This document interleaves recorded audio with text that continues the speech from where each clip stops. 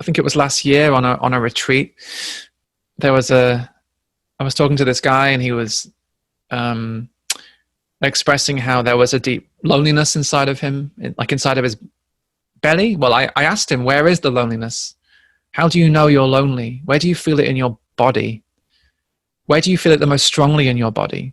Because he was so in his head, you see, thinking about how lonely he was, thinking about past lonely scenes and future lonely scenes, thinking about how not to be lonely, thinking about that future scene of connection and closeness. All these different ways of trying to get out of his experience. So he wasn't actually meeting his loneliness. He was meeting his story of loneliness, which is very hard to deal with. You can't deal on that level. So that's why this question, where is your loneliness? Where do you feel it in the body? Where do you feel it the most strongly in the body? Or how do you know you're lonely? Where's the evidence in this moment in your body that you're lonely? Can you locate that feeling in the belly? Ask the belly, ask the chest, ask the throat to reveal what it wants to reveal. And maybe you notice there, you start to notice a numbness, or you notice a contracted feeling, a tight feeling. You're starting to meet the one who needs your love. You've come out of the mode of thinking about your feelings. And you're meeting your loneliness for the first time. And this is really what I want to say as well. People say, oh, I've been sitting with my loneliness for years. I've been sitting with my sadness for years. I've been sitting with my anger for years. Maybe you haven't. Maybe you've been sitting with your thoughts about it. Because the truth is, in that moment when you really drop in to your body, you notice those tight sensations in the belly, or that contracted feeling in the chest, those tingly, alive, throbbing, warm sensations. You're actually meeting the feeling for the first time. This isn't the second time, or the third time, or the fourth time. In that moment, there is no past. In that moment of true connection with what's alive, true connection with the belly, with the chest, with the head, there is no past. There's only this present meeting.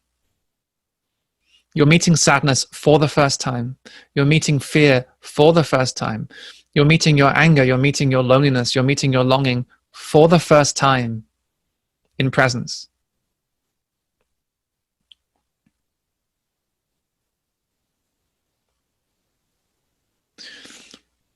It's like that child is knocking on the door, and you open the door, and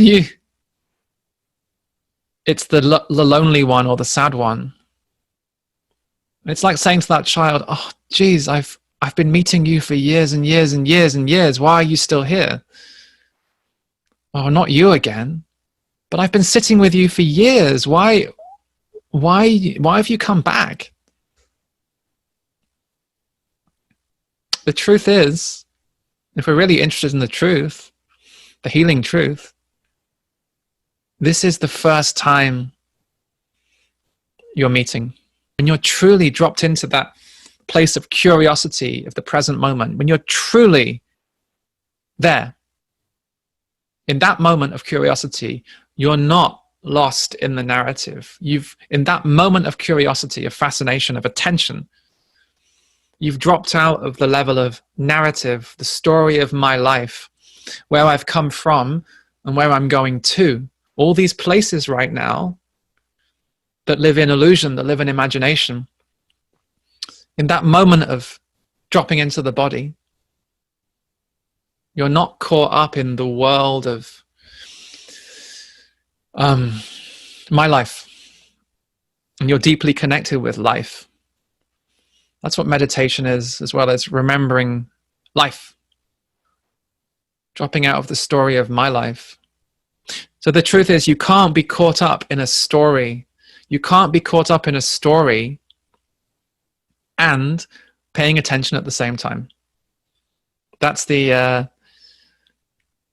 that's a core truth of this meditation. You can't be caught up in the narrative, the story of me and my life, past and future. You can't be caught up in the past and future and be truly paying attention to the flickering sensations in the belly at the same time.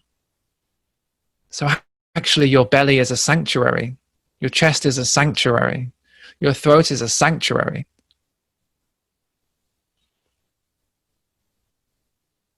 The place where healing can happen.